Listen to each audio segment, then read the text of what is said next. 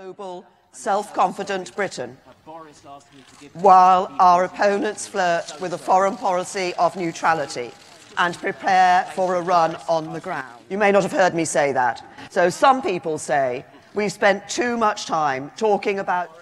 Some people say we've spent too much time talking about... Boris asked me! But Boris, please say you did this!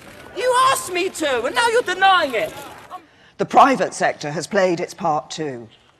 But with... and the public... together, we have bounced back. We've created record numbers of jobs.